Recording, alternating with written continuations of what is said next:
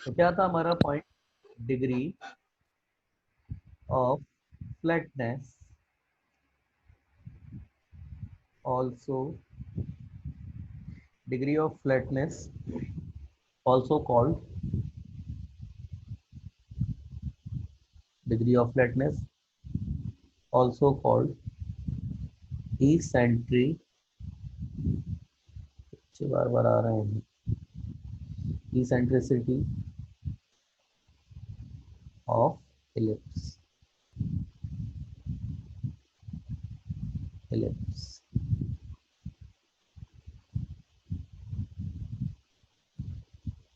चलिए ठीक है ना, और लिख देता हूँ यहाँ पे। ई आपका क्या हो जाता है? 1 - b² अपॉन ए स्क्वायर। अगर बी आपका ए की तरफ ट्रेंड कर जाए, ये अगर ए की तरफ ट्रेंड कर जाए, अरे बात हा? सुनते अमृता, अमृता, अमृता वाढले ते अमृता, एका तासात वाढते म्हणले होते, कितकाच वाढवले आपण त्याला. हमारा नहीं. इफ ई ट्रेंडिंग टू 0, इसका मतलब क्या है? बी ट्रेंडिंग टू ए। वय फॅन बंद करू. करू? अगं मला नकोय काहीतरी दिसेल का. साक्षी गायकवाड़, मैं अभी आपको इस रूम से बाहर निकाल दूंगा। अगर आपको पढ़ना है तो यहाँ पे पढ़िए, नहीं तो बाहर निकल जाइए क्लास के।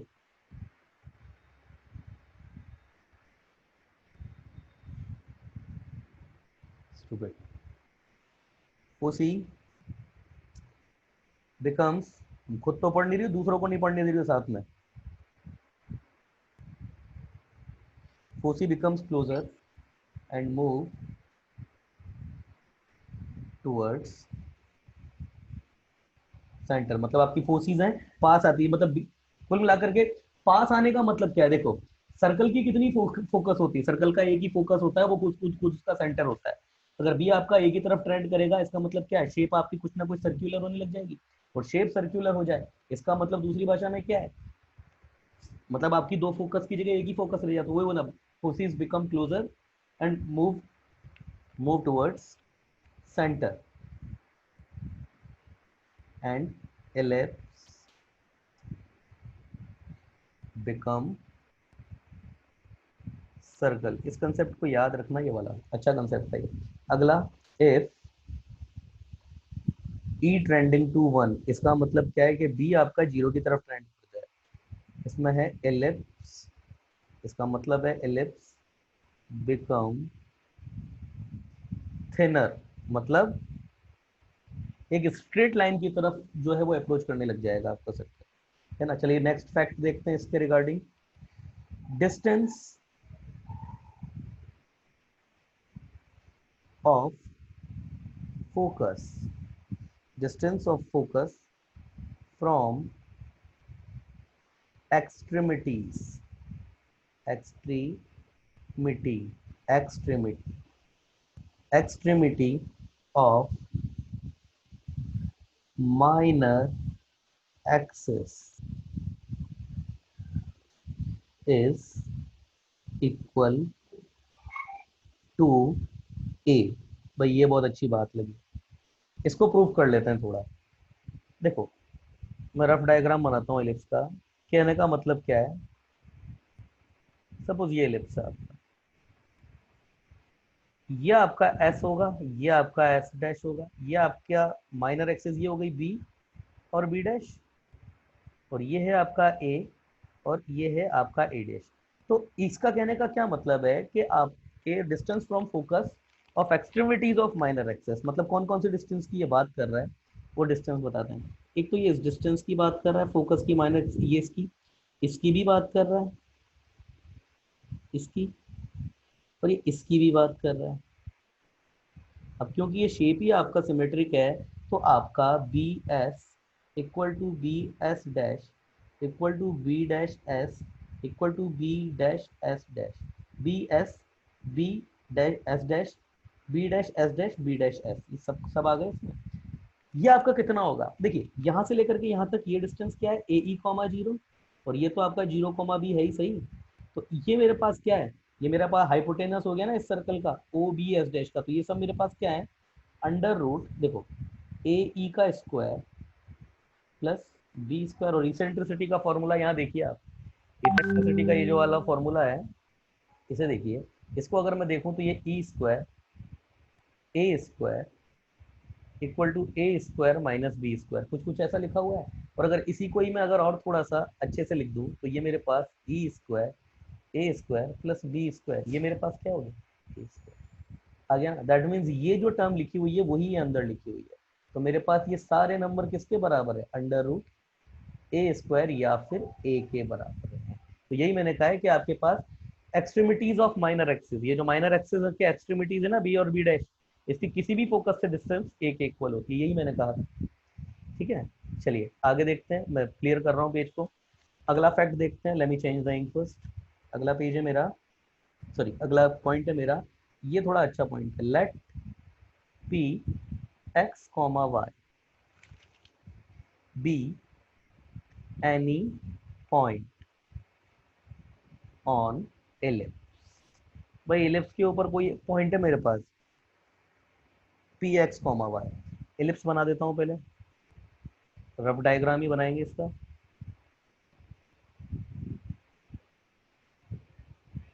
ये रफ डायग्राम, चलिए ये कोई एलिप्स बनाया मैंने, ये बार बार अगर क्या है ना इसका अच्छा डायग्राम बनाने में टाइम बहुत ज़्यादा लग जाता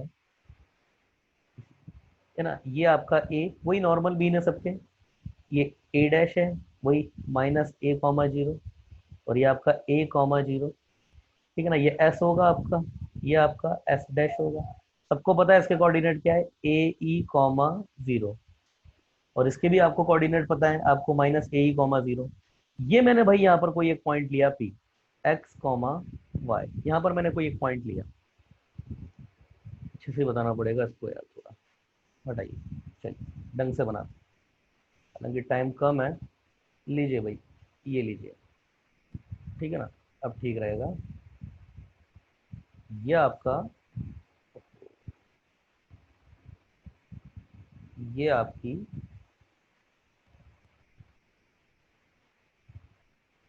क्या हो गया भाई, ये आपकी,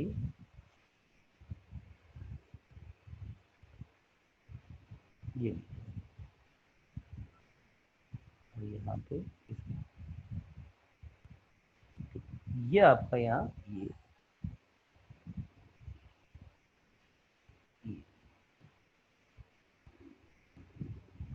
ये, ठीक है ना, इतना ठीक है। आगे देखिए भाई, यहाँ पर मैंने ये पॉइंट में ले रहा हूँ S A E comma zero, ये मेरे पास ए है, इसके कोऑर्डिनेट मेरे पास ए कॉमा जीरो है।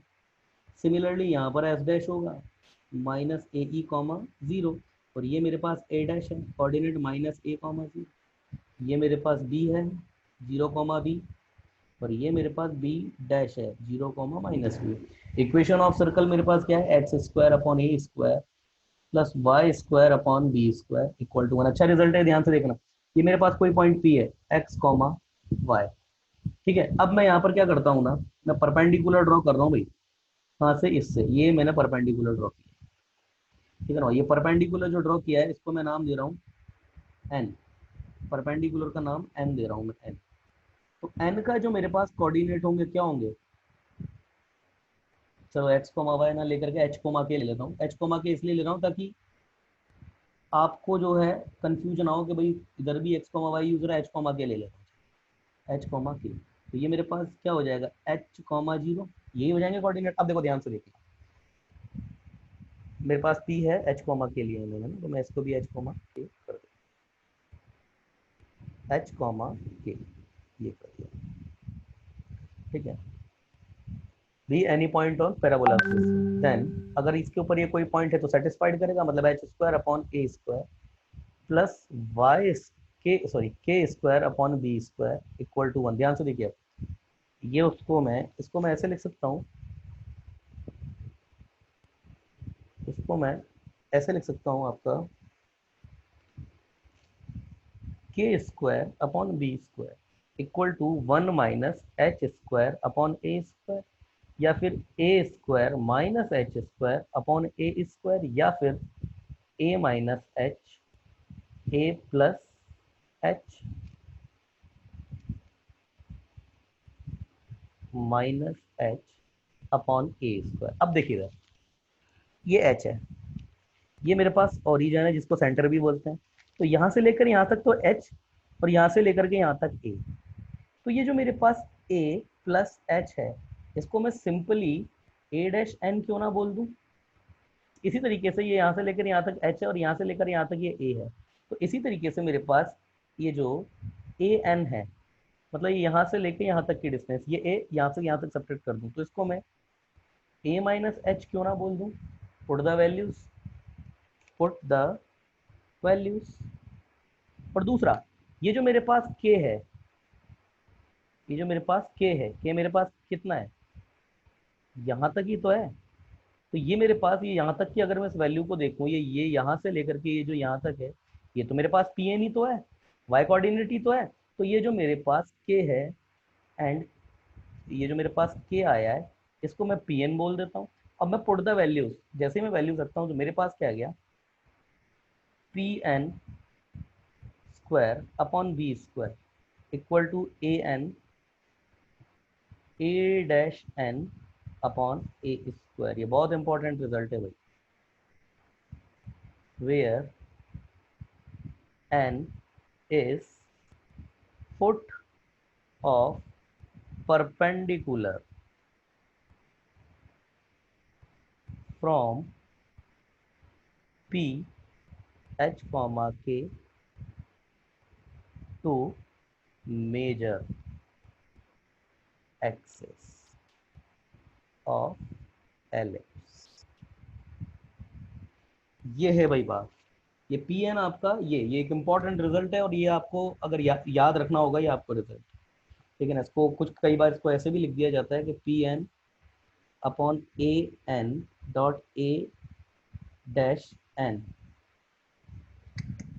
गंदा हो गया।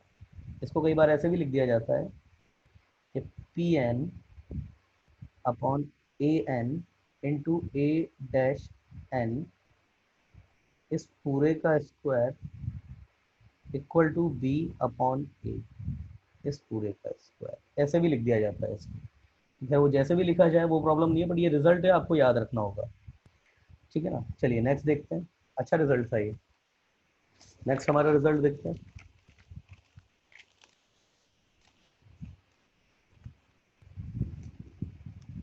Next fact, by definition of ellipse, the distance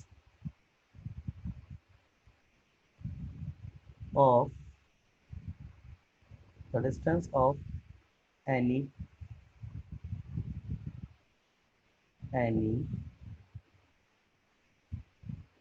point, the distance of any point P on ellipse equal to E time on ellipse, on ellipse, I'm sorry, on ellipse from focus equal to E, the distance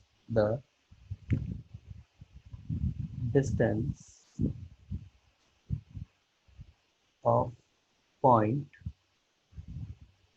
P from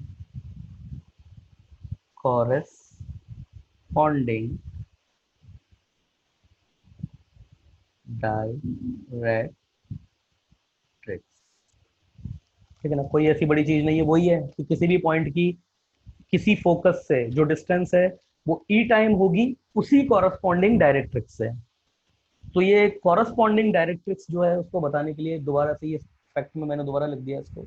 ऐसा नहीं है कि मतलब आप focus, जैसे ये ellipse कुछ होता है ना आपका ऐसा, तो ऐसा नहीं है कि फोकस आपका, फोकस जो है आप, ऐसा नहीं है कि आप, जैसे ये फोकस है, ये एस डैश, ये डायरेक्ट्रिक्स है, तो कोई पॉइंट है, अगर इधर फोकस ले रहे हो तो इधर की डिस्टेंस, इधर ही डायरेक्ट्रिक्स लेनी है। अगर इस पॉइंट के लिए ये वाली फोकस ले रहे हो तो इधर वाली डायरेक्ट्रिक्स लेनी है आपको, ये वाली।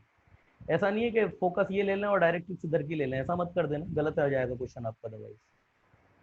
ठीक है ना, चलिए आगे चलते हैं, अगला रिजल्ट देख लेते हैं।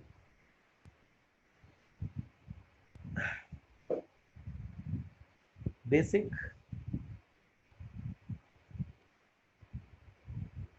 टर्म related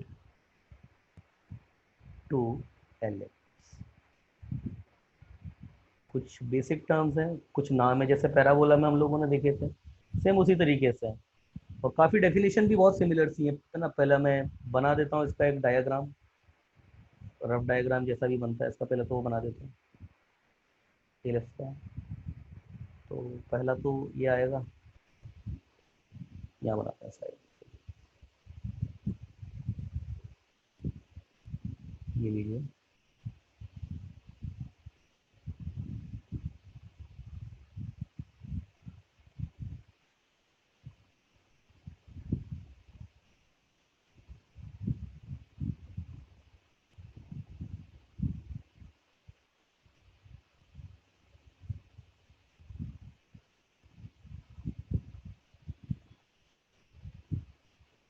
ठीक है, आगे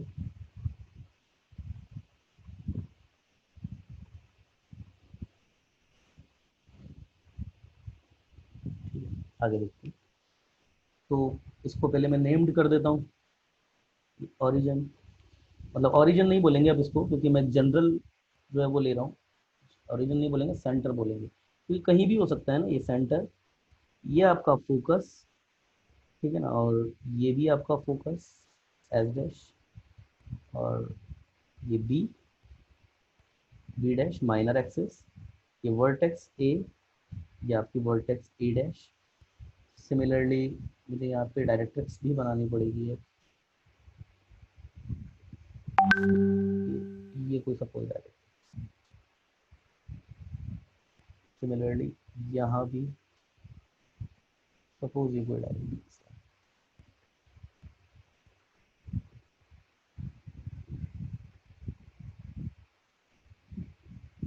ठीक है ना। और ये आपका Z dash, foot of directrix, ये आपकी जेड, ये आपकी एन डैश, और ये आपका एन। ठीक है ना, आगे देखते हैं। पहला सेंटर,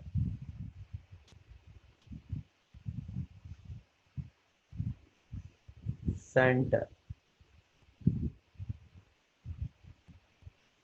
सेंटर देख लेते हैं। इन the figure C is the center of ellipse। Centre को एलिप्स के केस में या सर्कल के केस में क्या बोलते हैं? Point of symmetry, point of symmetry, point of symmetry को ही सेंटर बोला जाता है ना। और यहाँ से इसके बारे में होता है all the chords through diameter, all the, sorry, all the chord through diameter means center, all the chords through center of ellipse called diameter, and also bisect at center। अब अगर देखा जाए ना, ये प्रॉपर्टी वैसे जो है ना आपकी, कि सेंटर से पास होने वाली सारी कॉर्ड को डायामीटर बोलते हैं, और ये सारे डायामीटर सेंटर पे बाइसेक्ट भी होते हैं, ये प्रॉपर्टी एक्चुअली सर्कल की है ना। मगर कुछ मैथमेटिशियंस का ऐसा बोलना है कि आपका सर्कल जो है ना वो इलिप्स का ही एक सब केस है। कैसे है? जब b इक्वल टू ए कर देते हो ना आप, तो इलिप्स ही आपका सर्कल बन जाता है। तो सर्कल अलग केस ना होकर के इलिप्स का ही एक केस है, इसीलिए ज्यादातर जो डेफिनेशन या प्रॉपर्टीज होती है ना, तो जो रिजल्ट्स होते हैं इलिप्स के सर्कल से मैच हो जाते हैं। इवन अपन जब आगे सारे के सारे रिजल्ट आप प्रूफ करेंगे ना, जो भी हम रिजल्ट निकालेंगे, आप खुद देखिएगा, अगर बी की जगह अगर आप ए रख दोगे ना, तो सारे वही रिजल्ट आ जाएंगे जो सर्कल के रिजल्ट है। मतलब कुल मिलाकर के अगर आप इलिप्स के रिजल्ट्स को याद रख लेते हो, तो बी की जगह ए रख करके आप सारे के सारे रिजल्ट सर्कल के जो होते हैं उनको भी इस्टेब्लिश कर सकते हो। यस, है ना। तो ये एक्चुअली सर्कल की प्रॉपर्टी है जो इलिप्स पर भी एज इट इज जो होती है वो अप्लाई होती है। आगे देखते हैं, इसके आगे का देखते हैं। यस, अगला है हमारे पास, ये तो एक हो गया सेंटर। अगला है हमारे पास फो फोसी या फिर फोकाई, जो भी।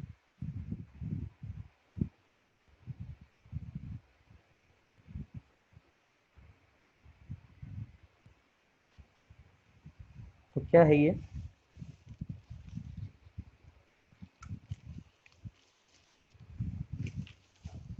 क्या है ये बोलता है आपका in the figure S and S dash are the foci या foci of ellipse, foci of ellipse, and in case of x square upon a square plus y square upon b square equal to 1, their coordinates are s a e comma 0 f dash minus a e comma 0। पता ही है आपको, ये होते ही है इसके।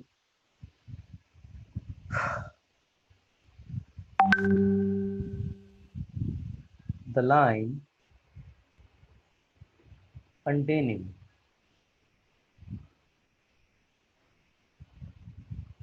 both the line containing both foci called the line containing both foci is called focal axis, focal axis, ठीक है। और मेजर एक्सिस भी वही होता है। And distance between foci is equal to 2AE। ये थोड़ा ध्यान देने वाली बात है कि आपकी जो दोनों, ये जो दोनों फोर्सेस को जो मिलाने वाली लाइन होती है ना, इसी को आप मेजर एक्सिस भी बोलते हो, और इसी को ही आप फोकल एक्सिस भी बोलते हो, फोकल एक्सिस, ठीक है ना। ये एक नया वर्ड है जो इलिप्स में है और वहाँ पैराबोला के केस में नहीं था। अगला रिजल्ट देखते हैं। अगला रिजल्ट देखने से पहले मुझे थोड़ा बोर्ड क्लियर करना पड़ेगा, क्योंकि मैं नहीं चाहता। यस, अगली डेफिनेशन हमारे पास क्या है? फोकस हो गई। अगली है थर्ड, डायरेक्ट्रिक्स। क्या होती है directrix? Z n and Z dash n dash is called is is called the directrix of ellipse. It's called directrix of ellipse. चलिए अगला, fourth, axis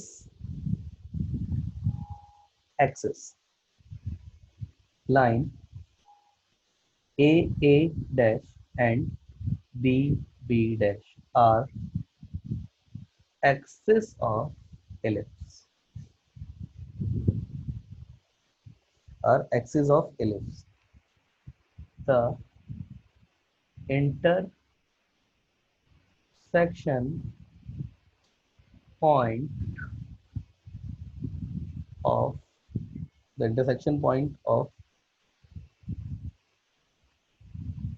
axis of ellipse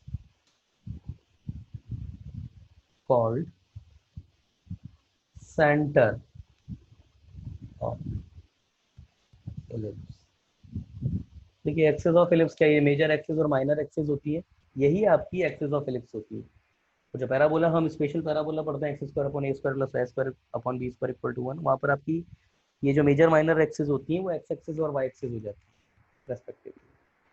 ठीक है, चलिए आगे देखते हैं और थोड़ा सा लिख लेते हैं। देखिए सेमी मेजर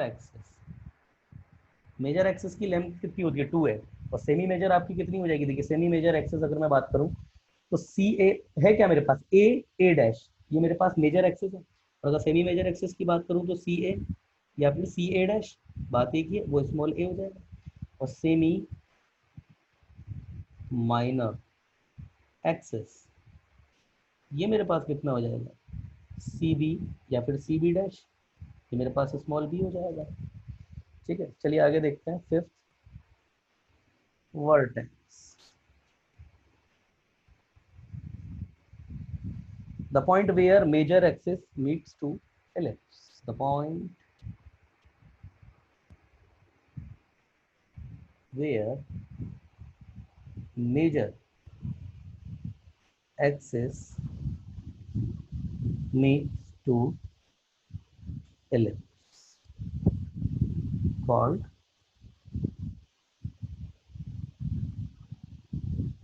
vertex। ठीक है ना, here A and A dash are vertex of ellipse। ठीक है ना, ये A और ये A डैश यही वर्टेक्स होती है आपकी। अगला अगला पॉइंट है आपका, यस, अगला पॉइंट के लिए थोड़ा सा क्लियर कर देता हूँ। ये तो वो डेफिनेशन है जो पता होंगी आपको, है ना। फिर भी उन बच्चों के लिए जिनको नहीं पता है, नहीं बोर्ड में बताया जाता है, बोर्ड में इतनी सारी चीज़ें नहीं बताई जाती है वैसे, वहाँ पर तो बहुत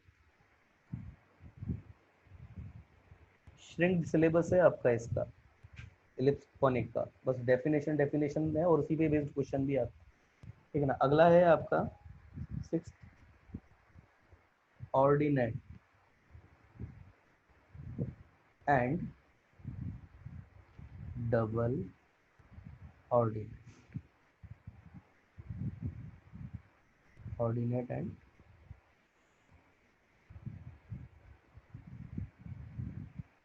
and double ordinate and double ordinate क्या होता है देख लेते हैं। Let P be a point on ellipse, कोई भी पॉइंट P है, यहाँ पर कोई पॉइंट P ले लेता हूँ। देखिए मैं बता ही देता हूँ आपको क्या होता है। सपोज यहाँ पर आपने कोई पॉइंट लिया P, अब P से आप एक परपेंडिकुलर अगर डालोगे तो सपोज ये इसको क्रैक करता हुआ यहाँ पर आया है, मतलब इसको क्रैक करके ये यहाँ पर P डैश पर मिलता है। और इस पॉइंट को ये जो जहाँ पर इसने एक्सिस ऑफ मेजर एक्सिस को जो इसने इंटरसेक्ट किया है, इस पॉइंट को आप क्या नाम दे, कुछ भी, सपोज मैंने एन नाम दे दिया, एन तो वहाँ दिया हुआ है, एम नाम दे दिया। तो ये जो पी एम जो है ना, ये तो होता है आपका ऑर्डिनेट, और पी पी डैश होता है वो आपका होता है डबल ऑर्डिनेट। मतलब वो कॉर्ड जो मेजर एक्सिस के तो परपेंडिकुलर है, मेजर एक्सिस के परपेंडिकुलर हो, वही आपकी डबल ऑर्डिनेट होता है ना। और ऑर्डिनेट आपका क्या होता है भाई, जाहिर सी बात है, आपका वही जो मेजर एक्सिस के परपेंडिकुलर कॉर्ड का हाफ जो होता है, जहाँ पर वो आपका मेजर एक्सिस को इंटरसेक्ट करता है, केवल उसको आप बोलते हैं ऑर्डिनेट। तो इसको लिख लेते हैं, let a P point P be on ellipse and from this point P a perpendicular drawn to ellipse, तो परपेंडिकुलर इलिप्स पर डाला गया, which cuts major axis at M and again cuts parabola at P dash, then PM sir is, ellipse चाहिए ना? अरे बेटा ellipse, again cut ellipse, again cut ellipse at P dash, then PM is ordinate and PM P dash is, या equal to नहीं आएगा sorry, is double ordinate.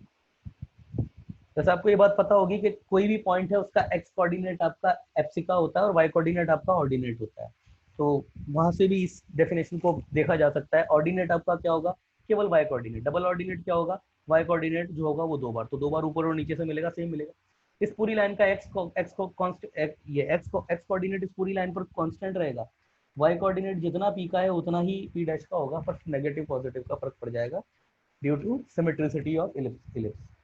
अगला देखते हैं 7 latus rectum.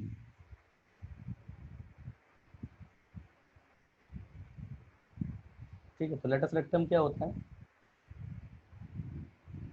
Double ordinate through double ordinate through focus और latus rectum. मतलब वो chord जो axis of parabola, axis of ellipse के, sorry major axis of ellipse के तो परपेंडिकुलर हो, फोकस से भी पास होती है। तो भाई परपेंडिकुलर वाला वर्ड तो जो है वो डबल ऑर्डिनेट ने जो है उसको डबल ऑर्डिनेट वाला जो केस है वो परपेंडिकुलर, तो वर्ड जो है वो लिखने की जरूरत नहीं, उसी में आ गया। रही बात फोकस से पास होता तो वो मैंने यहाँ पे लिख दिया। तो double ordinate through focus is called latus rectum. ठीक है ना, आगे देख लेते हैं इसका। अब इसकी लेंथ निकालना जरूर बेटा, थोड़ा लेंथ निकालना जरूर थोड़ा होता है, तो लेट निकालते हैं, चलिए लेट, क्योंकि ये बहुत इंपॉर्टेंट है भाई, ये चीज आती भी है। Let ellipse X square upon A square Y square upon B square equal to 1। ठीक है,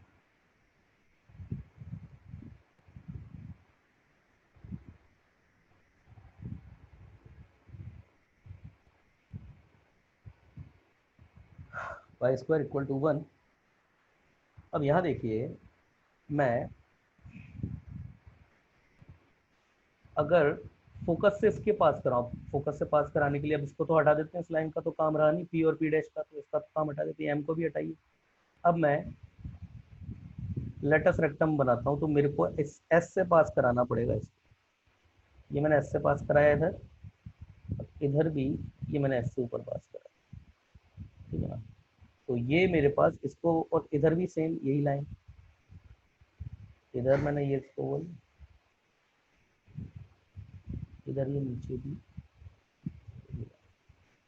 तो थोड़ा सा नहीं बैठ कर, तो इसको मैं बोल देता हूँ एम और इसको मैं बोल देता हूँ एम डैश। सिमिलरली इसको मैं बोल देता हूँ पी, इसको मैं बोल देता हूँ पी डैश। बाय सिमेट्री हम जानते हैं M dash equal to P, P dash हो गया। ठीक है ना, अब ये जो मेरे पास एस है, एस के कोऑर्डिनेट मेरे पास क्या है, ए ई कॉमा 0। ठीक है ना, so coordinate of P, x coordinate तो पता है ए कॉमा 0, अगला नहीं पता मुझे, अगला मुझे नहीं पता, तो मैं के मान लेता हूँ, के जो भी होगा उसको निकाल लेंगे अभी। के अब क्योंकि ये इलिप्स पर लाई करता है तो सेटिस्फाइड कराया तो सेटिस्फाइड, ए ई अपॉन ए, इसका भी स्क्वायर और इसका भी square plus K square upon B square equal to 1। क्या आएगा देखिए, ये आएगा E square plus K square upon B square equal to 1।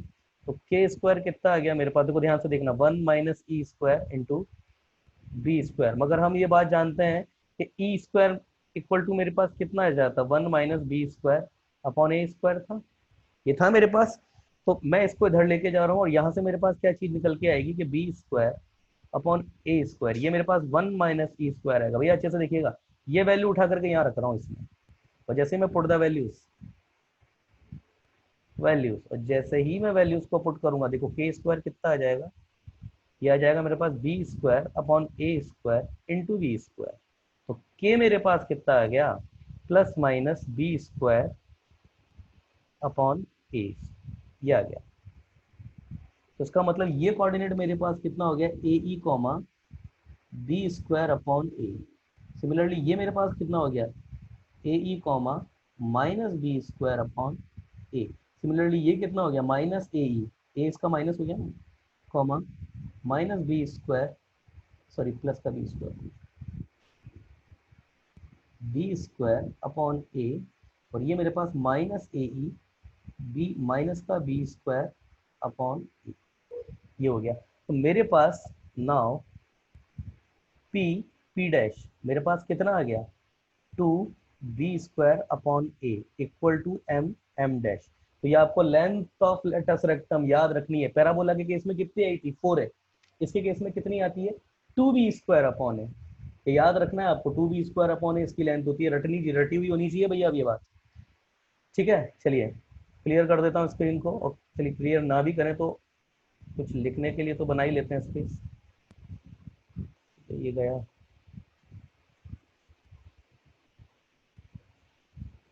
चलिए